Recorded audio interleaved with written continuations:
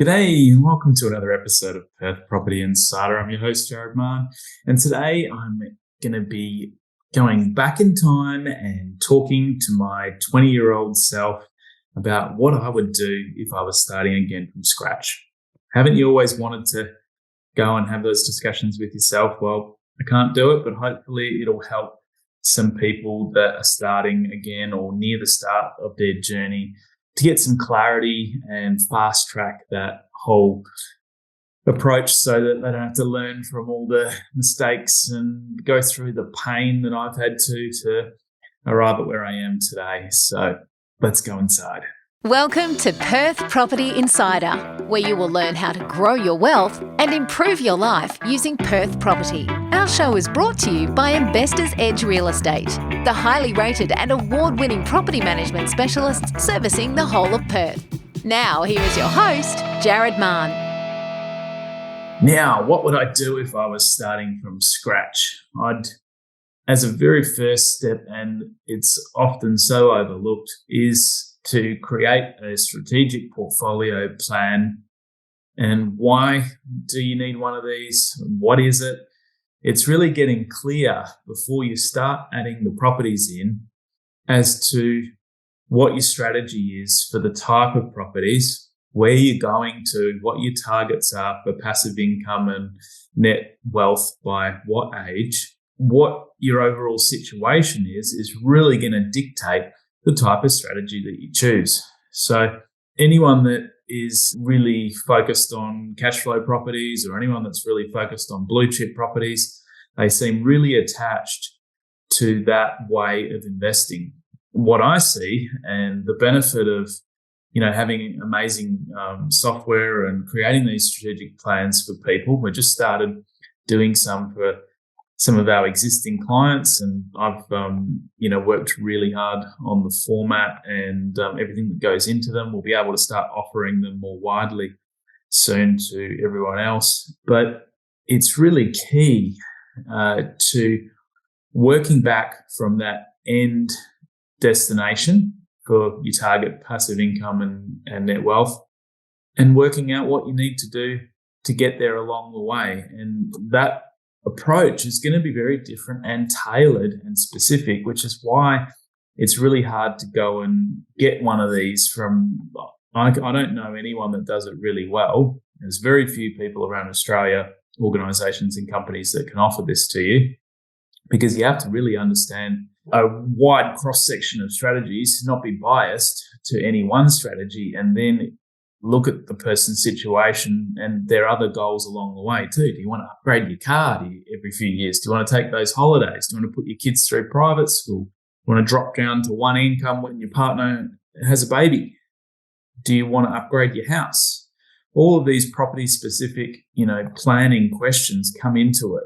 So you'd really need a plan, preferably before you go and buy the first one, and you change your plan as you go. Of course, I never thought when I was starting out that I'd be having the kind of goals that I have today, but it spirals upwards and you can change your plan and you can add more in and you can adjust it. And it's not meant to be a one fixed thing, which is why we have an online portal for people to continue to log in, update their situation, and you can model out various scenarios and see how all these things are going to affect you. You can stress test it, and it's really exciting what can be done. So that is really key, preferably before you go and buy anything. And you don't really want to get too far down the road of thinking that you're implementing a certain strategy, but is it going to get you there? Is it going to get you to where you want to be? So really key. Now, second one, I would, in terms of when we start to consider strategies, I would prefer to go and buy the best quality of established property that I can afford. Now, when you start playing around with your plan, there's many different ways to make it, as I just mentioned. But the way that I believe that suits most people is to focus on quality, focus on growing your asset base first, do that with the best performing assets that you can afford. No point buying something if you can't afford to hold it long term. But that is going to, for most people, be the best recipe rather than just going and buying a whole bunch of lower end low quality assets that are going to give you lots of quantity of properties, potentially lots of headaches with tenants, lots of things to worry about. And you're not necessarily going to grow that asset base because the growth is on average a lot lower. It can still be done that way, but I would suggest for most people that buying the best quality of established property was the key word there, not go and buy new, not chase, the marketing that you get from all these other big groups of buying something off the plan or a house of land. You want to buy where you can afford as well, so that you're not stressing out at night and you can afford the repayments, and you want to stress test that. So number 3 in the things I would do if starting from scratch, I would try to get a parent to guarantee my loan, if possible, to be able to borrow at a higher loan to value ratio without a lender's mortgage insurance. And that's just going to help me get into that better quality property sooner and to get into the market sooner. And I then look to refinance them out, hopefully in 1 to 2 years, once we've got some appreciation from the market. If you're buying it at an appropriate time in the cycle, you're going to have some uplift in the market, say 10%. And that brings me to my next one, is I'd be then looking to add some value too through a cosmetic renovation, doing a minor one. So I'd either save the money or borrow it from someone for a cosmetic reno, and then I could refinance them back within 12 months and refinance the parents off of the guarantee, and then you stand alone from there. So I'd loop in and, you have a few barbecues every weekend to get your family and friends around to help out, especially if you know some that are trades people, get your mates' rates going with them. Obviously, only do this if you've got the time to put into it, and if you enjoy, coordinating things or getting, if you're pretty handy with how you can do stuff. Obviously, this is me speaking to my past self. Not every single thing's going to be applicable. Pretty much all of them are applicable to you if you're starting out, except this adding value one. Only do it if you've got the bandwidth and capacity to do it. You don't want to create yourself a massive headache getting halfway through a renovation and working out that you haven't costed it out very well and it's taking way too long, and you don't want the property sitting vacant while you do all that.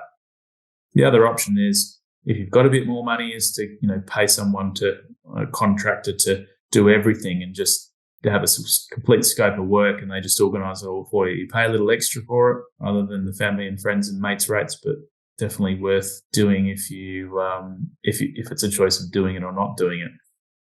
So, next item, get really good at saving and money management much sooner. It's so hard when you're starting out and you've got your instant satisfaction sort of mindset. You want everything today. You think you need to make no trade-offs at all. And boy, oh boy, I had to learn that the hard way, that it's really your ability to move forward and grow wealth is how much you can get invested.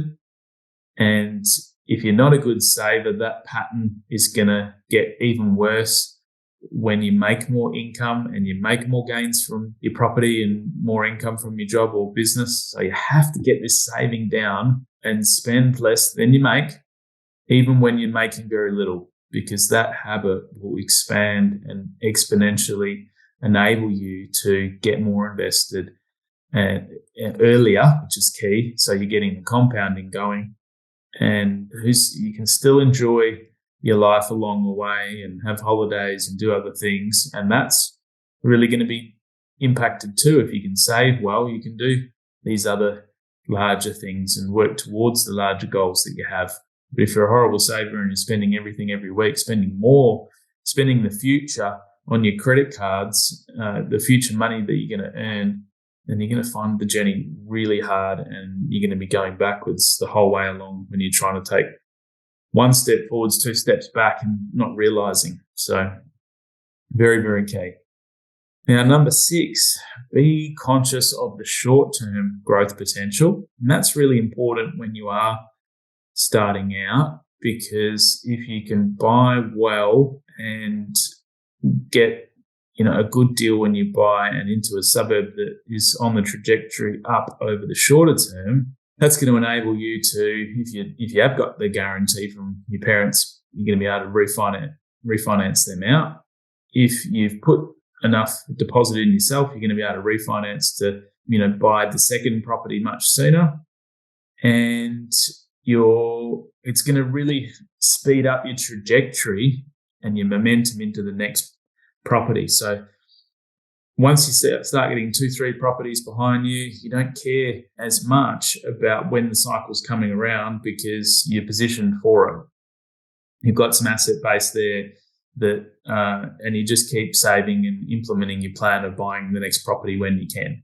So focus on the shorter term growth potential, but leading into my next one of the tips is be conscious of the long-term growth potential as well. And it's hard when you're starting out to hold this duality. You just get so attracted, at least I was, to the short term that I'd trade off all of these long-term considerations. So I'd buy a property and in a shit area just to do a development or a renovation so I could add value at the beginning, but then it didn't suit for me to hold the property ongoingly because it's not desirable and it wasn't going to get that great compound growth going either. So it really does make a difference over the long term.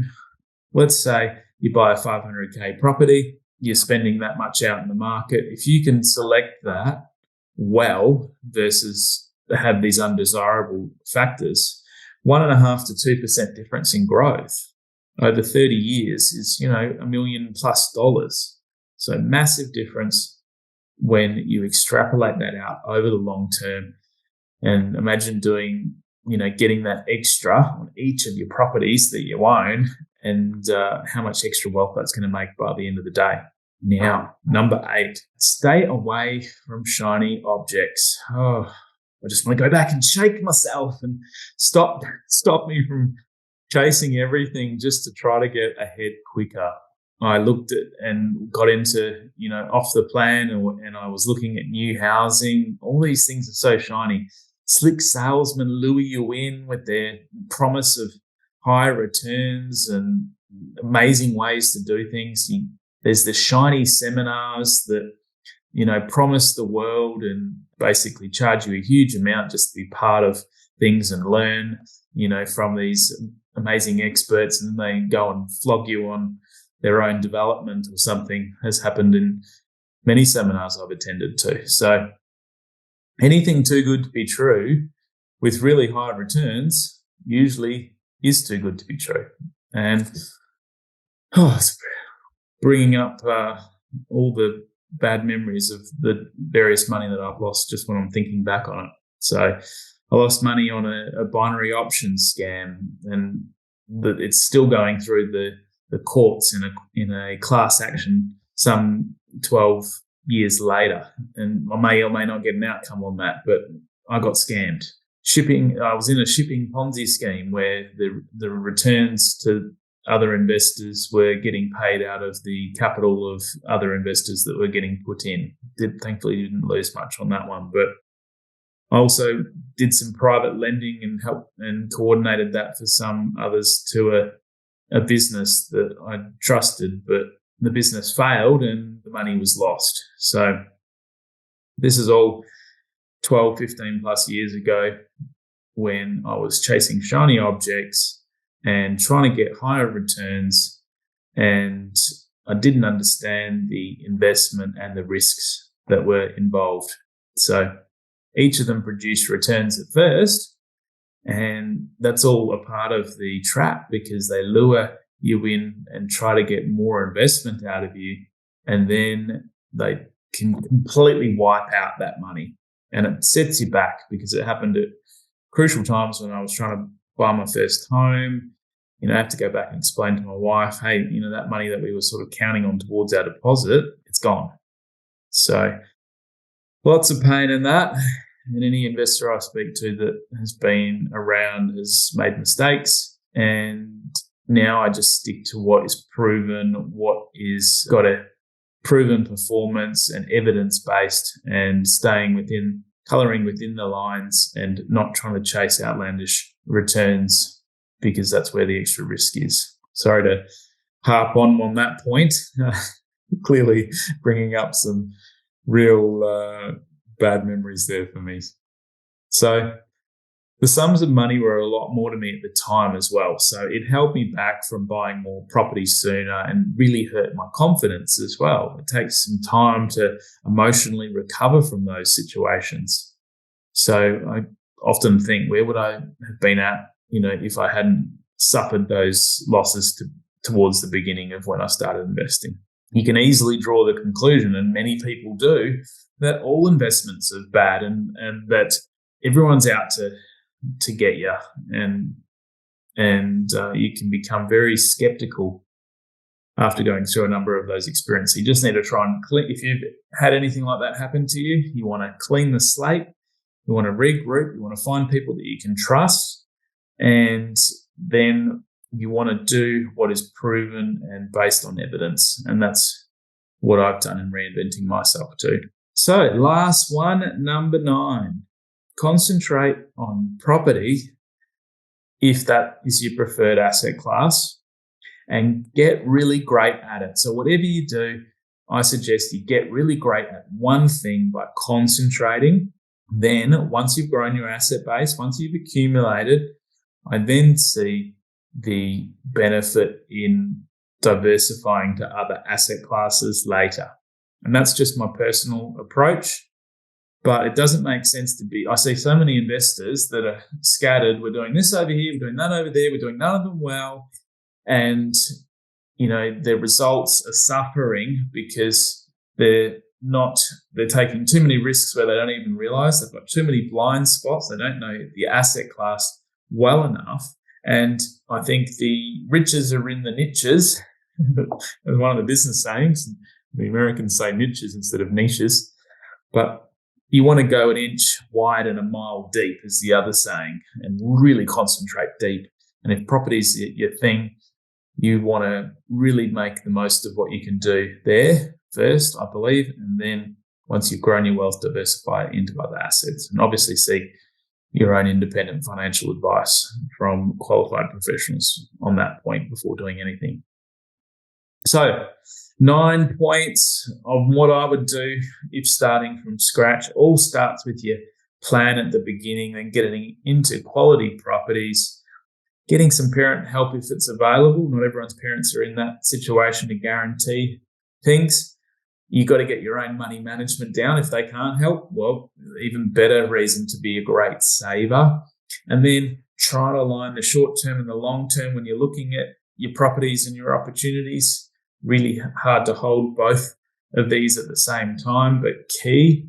Make sure if you're open to doing a cosmetic reno, it's a great way to add value and get your family and friends involved. Stay away from shiny objects. And finally, concentrate on one asset class, get really great at it, and then look to diversify. So thanks for tuning in, and catch you on the next one. Just a reminder, the information discussed in this podcast is general in nature. As we don't know your specific situation, you should always seek professional advice before taking any action. For free market reports on your suburbs of interest and other helpful resources to grow your wealth, make sure you join my property investor update at investorsedge.com.au/join. And finally, make sure you're a member of our Perth Property Investment Facebook group to be part of the conversation with other like-minded investors, get help to your questions, and get a feel for what's going on out there in the market. I'll see you in the group.